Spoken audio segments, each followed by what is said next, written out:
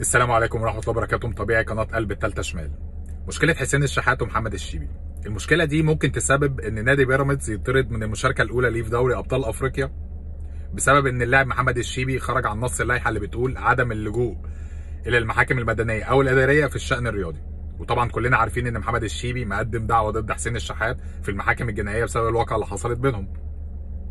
مش محتاج أكتر من النادي الأهلي أو اتحاد الكورة يقدموا شكوى ضد اللاعب في للاتحاد الافريقي انه خرج طبعا عن نص اللائحه، وخصوصا بعد ما اتحاد الكوره نفذ الحكم اللائحه على حسين الشحات بتغريمه 20,000 جنيه ووقوفه ماتشين.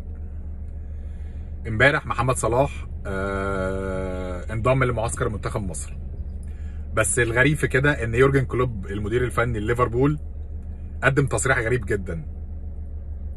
قال صرح بعدم التمني لوصول منتخب مصر لنهائيات كاس افريقيا، لان ان شاء الله باذن الله بوصول منتخب مصر لنهائيات كاس افريقيا ليفربول هتلعب 8 ماتشات من غير محمد صلاح، فطبعا كله بيدور على مصلحته.